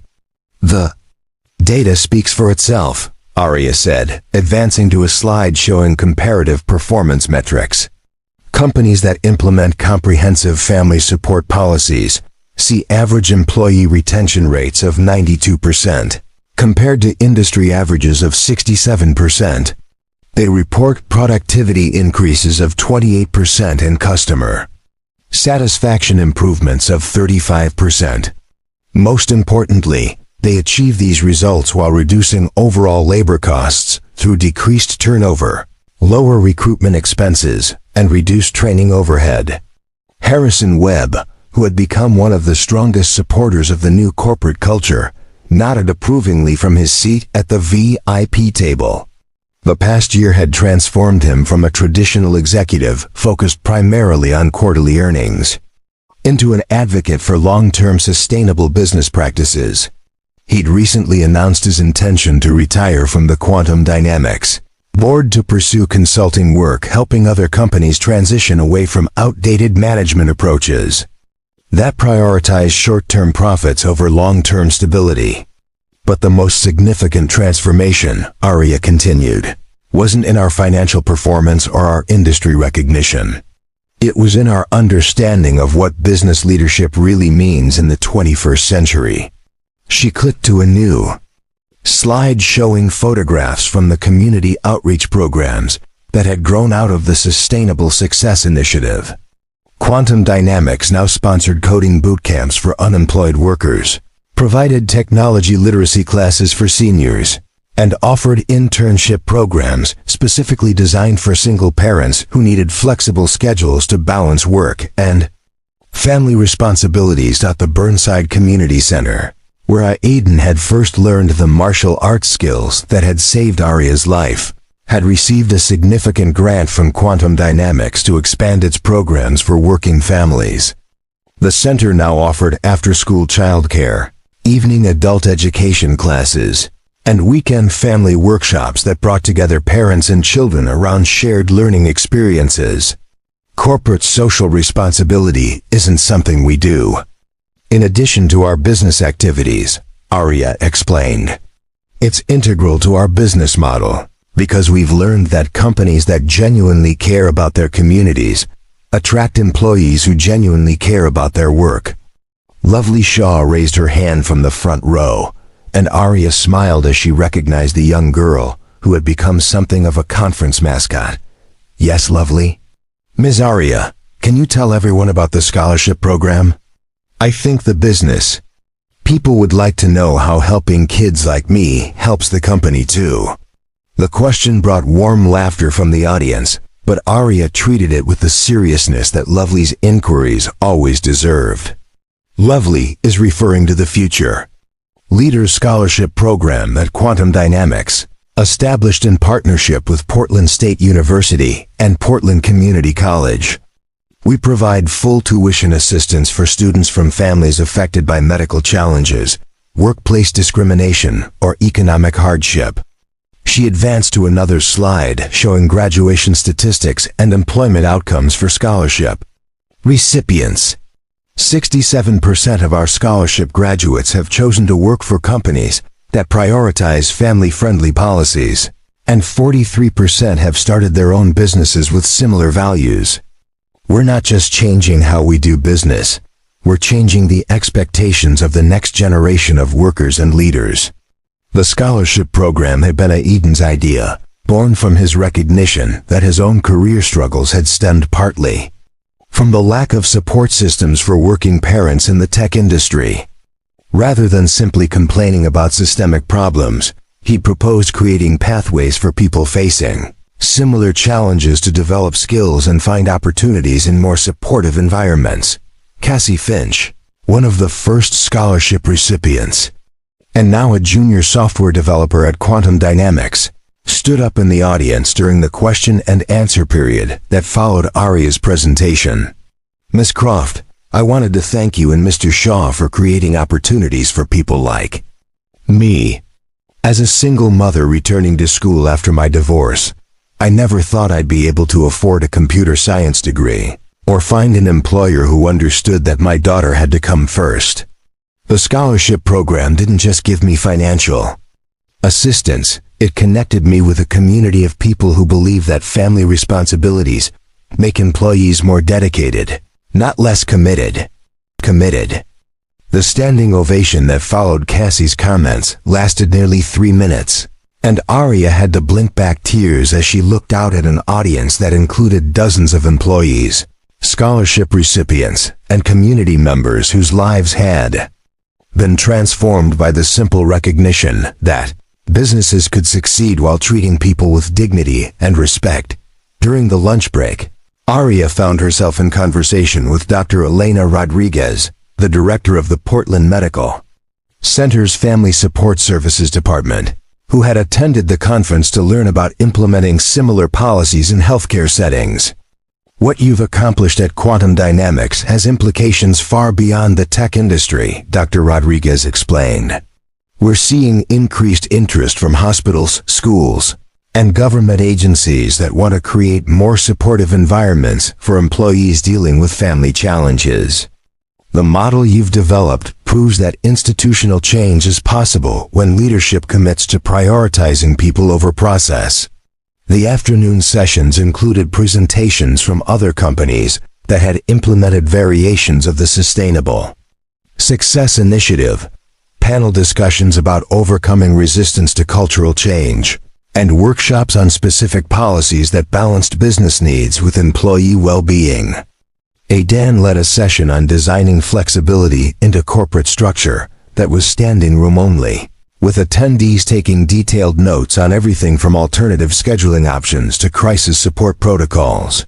The key insight, Aidan told his audience, is that flexibility doesn't mean chaos, and support doesn't mean lowered expectations. We've learned to design systems that accommodate human needs while maintaining high standards for performance and accountability.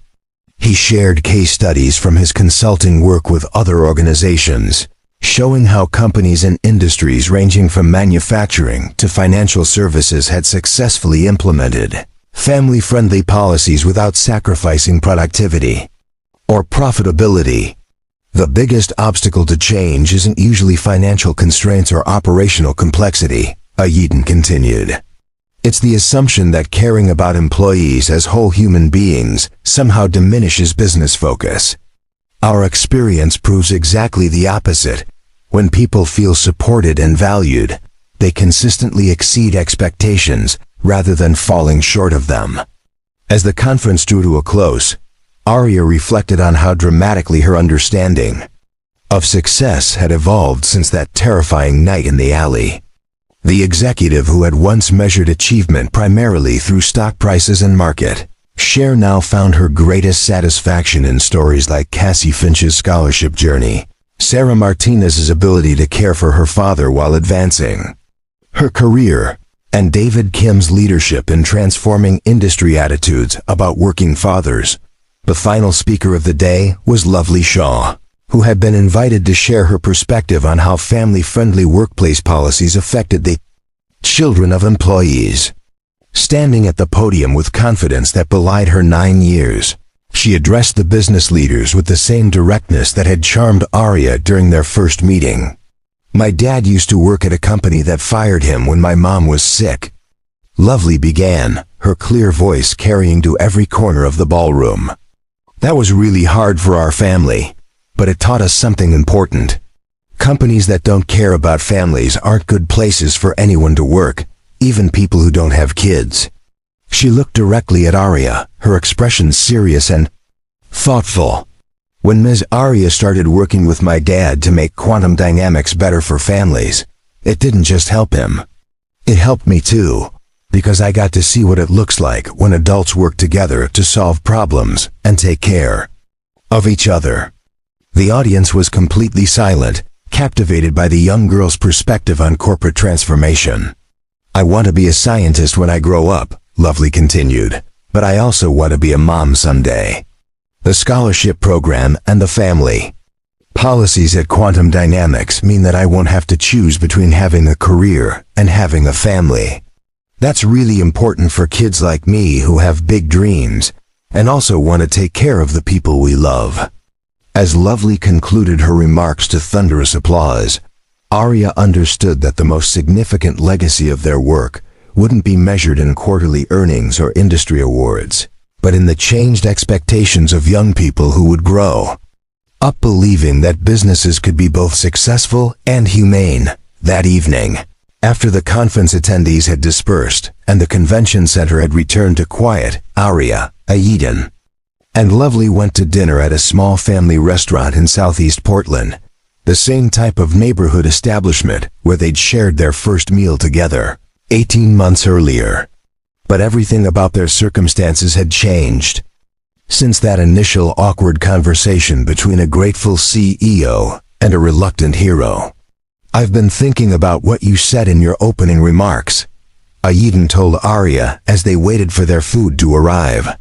About getting lost that night leading you to find what you'd been missing. I think the same thing happened to me, but in reverse. What do you mean? Arya asked, though she suspected she understood. When Quantum Dynamics fired me, I thought I'd lost everything that mattered professionally. But working as a custodian, volunteering at the community center, focusing on being present for Lovely, those experiences taught me what actually matters in work and life. When we started collaborating on the Sustainable Success Initiative, I wasn't going back to my old career. I was bringing everything I'd learned about balancing achievement with meaning into something completely new. Lovely looked up from the elaborate castle she was building with sugar packets and napkins. Dad, does this mean you're famous now? Because 3 people at the conference asked for your autograph. I think it means that people are finally paying attention to ideas that should have been obvious all along. Ayeden replied with characteristic modesty. It's not revolutionary to suggest that companies should treat employees like human beings instead of production units. Maybe not revolutionary, Arya said, but apparently it's rare enough to draw 800 people to a conference and generate interest from organizations across the country. The conversation was interrupted by their server, a young woman who recognized Arya from the day's media coverage of the conference. Excuse me, aren't you the CEO who spoke at the convention center today? I saw the story on the evening news about the company that lets people take care of their families without losing their jobs. That's right, Arya confirmed. Do you work somewhere that could benefit from family-friendly policies? I work 3 part-time jobs and I'm a full-time student, the server replied. None of my employers offer benefits or flexibility, so when my little brother was in the hospital last month, I almost had to drop out of school because I couldn't miss work to be with him. It would be amazing if more companies understood that. Employees have lives outside of work. After the server left to check on other tables, Lovely looked thoughtfully at the adults across from her. That lady reminds me of why this work is important. There are lots of families like ours who need companies to be more understanding. As they finished dinner and prepared to head home, Arya realized that the transformation she'd undergone wasn't just professional, it was fundamentally personal. The executive who had once defined herself entirely through corporate achievement now found her deepest satisfaction in relationships and community impact that extended far beyond quarterly earnings. You know what I've been thinking about lately? Arya said as they walked to their cars. That night in the alley, I was completely focused on a hostile takeover that threatened my company. I was terrified of losing control of something I'd built. But the real threat wasn't Titan Corp or any external competitor. It was the possibility that success without meaning would eventually become indistinguishable from failure. And now? Awigan asked. Now I wake up every morning, excited about the work we're doing and the people we're helping. The company is more successful than ever, but more importantly, it's become something I'm genuinely proud to lead. 6 months later, when Harvard Business School invited Arya to teach a semester-long course on sustainable leadership in the modern economy, she accepted on the condition that Aiden would serve as co-instructor. Their curriculum, which combined rigorous business analysis with real-world case studies of companies that had successfully implemented human-centered policies, became one of the most popular electives in the MBA program. Lovely Shaw, now 10 years old and already planning her path through high school advanced placement courses, often accompanied her father to campus when his teaching schedule overlapped with her school breaks. Students in the leadership course grew accustomed to having their most challenging questions answered by a precocious elementary school student who had lived through the transformation they were studying. The thing about sustainable leadership, Lovely told a group of MBA students during one memorable class session, is that it has to work for everyone, not just the people in charge. If your business success depends on making other people's lives harder, then you're probably not as smart as you think you are. The comment, which was recorded and later went viral on social media, perfectly captured the philosophy that had transformed Quantum Dynamics from a typical tech company into a model for how businesses could thrive while genuinely caring about their impact on employees, families, and communities. As Arya looked back on the 18 months since that terrifying night in a Portland alley, she understood that getting lost had indeed led her to find everything she'd been missing. But more importantly, it had taught her that the most meaningful discoveries often come not from reaching predetermined destinations, but from having the courage to help others along unexpected journeys toward better ways of living and working. Together, the woman who had once measured her worth through stock prices and market dominance now knew that her greatest achievement was the simple recognition that businesses could succeed by treating people with the dignity, flexibility, and support that everyone deserved, not just during crises, but as a fundamental approach to creating sustainable prosperity for individuals, families, and communities. In the end, Arya Croft learned that being saved by a stranger in a dark alley was just the beginning of a transformation that would ultimately save not just her own understanding of leadership, but the lives and careers of countless others who would benefit from the revolutionary idea that success and humanity were not opposing forces, but complementary aspects of truly sustainable achievement. 5 years later, the autumn sun streamed through the tall windows of the United Nations Economic Commission building in Geneva. casting golden light across the assembly hall where delegates from 43 countries had gathered for the International Summit on Sustainable Workplace Practices. At the podium, Aria Croft concluded her keynote address to thunderous applause, but her attention was focused on two familiar faces in the front row of the audience.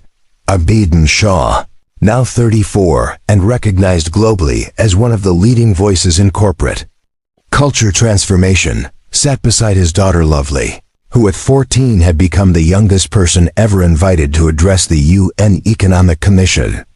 Her speech on the next generation's expectations for workplace humanity was scheduled for the following morning, and she'd spent the flight to Switzerland, reviewing her notes with the same methodical precision her father brought to his consulting work. "Ladies and gentlemen," Aria said as the applause began to fade, "5 years ago, a single act of courage in a Portland alley set in motion changes that have now reached 43 countries and transformed the working lives of more than 2 million people. But the real measure of sustainable progress isn't found in statistics or international recognition, it's found in the stories of individuals whose lives have been fundamentally improved by the simple recognition that businesses can thrive while treating people with dignity." The summit represented the culmination of 5 years of work that had expanded far beyond what any of them had imagined possible. The Sustainable Success Initiative had evolved into the Global Alliance for Workplace Humanity, an international consortium of companies, governments, and educational institutions committed to implementing family-friendly policies and employee-centered business practices. Quantum Dynamics, now led by a board that included 3 former scholarship recipients and 4 employee representatives, had become the flagship example of how companies could achieve unprecedented success while maintaining unwavering commitment to employee well-being.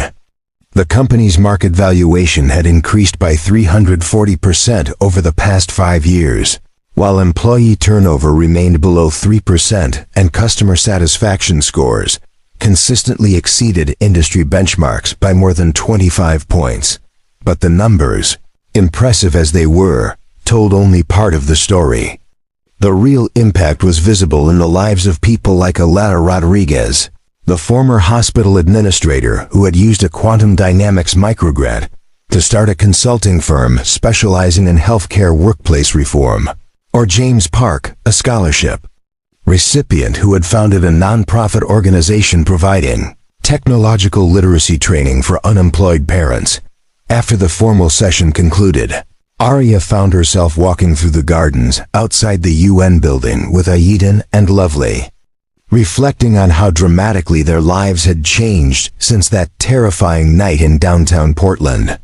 Aiden had recently been appointed to the advisory board of the International Labor Organization, while maintaining his consulting practice and his part-time position at Portland General Hospital, a job he'd kept not from financial necessity, but because the night shift still allowed him to be present for Lovely's school activities, and because he'd grown to love the community of healthcare workers who had supported him during his most difficult years. "Dad," Lovely said as they paused, beside a fountain decorated with flags from the summit's participating nations, "do you ever think about what would have happened if you hadn't been walking home that night? If you hadn't heard Ms. Aria calling for help?" Aiden considered the question seriously, as he always did when his daughter asked about the pivotal moments that had shaped their family's trajectory. "I think about it sometimes," he admitted. "But I've learned that the most important decisions aren't usually the dramatic ones that change everything in a single moment. They're the small, daily choices to help when we can, to treat people with kindness, and to believe that things can be better than they are." "That's very philosophical, Mr. Shaw," Aria said with a smile that carried 5 years of shared challenges and achievements. "But I think Lovely's asking whether you believe in fate or coincidence." "I believe in preparation meeting opportunity," Aiden replied. "I'd been taking martial arts classes for years, not because I expected to fight off muggers, but because I wanted to be ready to protect my family if I ever needed to." You were walking through that alley, not because destiny brought us together, but because you'd made the choice to stay late at work, trying to save your company. The coincidence was just two people who were prepared to do difficult things when the situation required it. Lovely nodded thoughtfully, then looked at Arya with the penetrating gaze that had made her a favorite of business journalists and academic researchers studying generational attitudes toward work and family. Ms. Arya, when you speak at conferences, you always talk about that night as the moment everything changed. But what if it had been someone else who saved you? Someone who wasn't a fired employee with a brilliant daughter and revolutionary ideas about corporate culture. The question caught Arya off guard, forcing her to consider alternatives she'd never really examined. I suppose I would have been grateful for the rescue, but I probably wouldn't have learned the lessons that changed everything about how I understood leadership and success. She answered honestly. The transformation wasn't just about being saved. It was about being saved by someone whose story forced me to confront the human cost of corporate decisions I'd made, without thinking about their real-world impact. Exactly, Lovely said with satisfaction. So it wasn't really fate or coincidence. It was about two people who were ready to learn from each other when they met. And that's what makes the work you're doing now so important. You're helping other people become ready to learn and change, even if they never experience a dramatic moment like yours. As they walked back toward the hotel where they were staying, Arya reflected on how Lovely Shaw had evolved from the precocious 8-year-old she'd first met into a thoughtful teenager whose insights often surpassed those of the business leaders and policy experts who sought her father's counsel. Lovely's juvenile arthritis remained well controlled, and she'd recently been accepted into an early admission program at Portland State University, where she planned to study environmental science with a focus on sustainable business practices. Speaking of learning and changing, Aiden said as they entered the hotel lobby, I got an interesting call this morning from the dean of the Harvard Business School. They want to establish a permanent center for sustainable leadership, and they've asked if we'd be willing to relocate to Cambridge to run it full-time.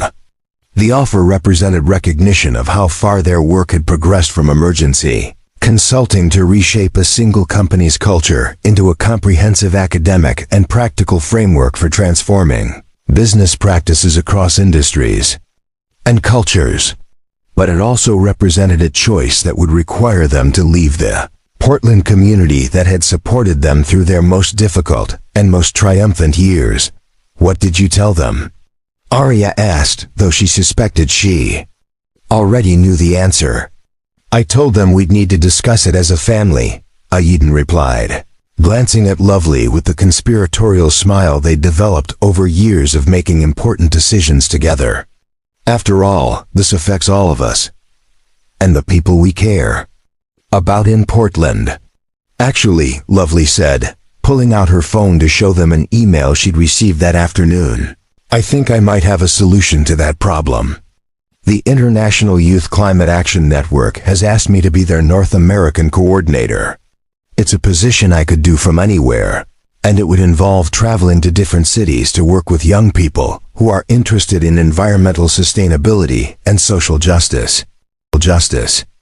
She looked between the two adults who had become the anchors of her world, her expression combining teenage confidence with the wisdom that came from growing up in a family that had learned to turn challenges into opportunities. If we moved to Boston, I could coordinate youth programs on the East Coast while you two establish the center. Then, when I'm ready for college, we could move back to Portland so I can attend PSU and you can continue the work with the community that helped us become who we are. As they discussed the possibilities and implications of the Harvard offer, Arya realized that the most remarkable transformation of the past 5 years hadn't been the international recognition or the policy changes that had improved millions of working lives. It had been the evolution of 3 individuals who had learned to see their personal success as inseparable from their ability to create opportunities for others to thrive. The scared executive who had been mugged in a Portland Ali, the grieving single father who had lost his career while caring for his dying wife, and the precocious little girl who had needed to understand why her family's world had been turned upside down, had all become people whose lives were defined not by what they had overcome, but by what they had chosen to build from the ashes of their individual struggles. That night, as Arya looked out at the lights of Geneva from her hotel room window, she understood that the story that had begun with violence and fear in a dark alley had become something far more powerful. Proof that ordinary people facing extraordinary challenges could choose to transform not just their own circumstances, but the entire systems that determined how millions of others experienced work, family, and the pursuit of meaningful success. Woman who had once defined herself entirely through corporate achievement, now knew that her greatest legacy would be the simple demonstration that businesses could succeed by honoring the full humanity of everyone they employed, and that the courage to help a stranger in crisis could ultimately become the foundation for helping strangers around the world build better lives for themselves and their families. Up next, you've got 2 more standout stories right on your screen. If this one hit the mark, you won't want to pass these up. Just click and check them out. And don't forget to subscribe and turn on the notification bell so you don't miss any upload from us.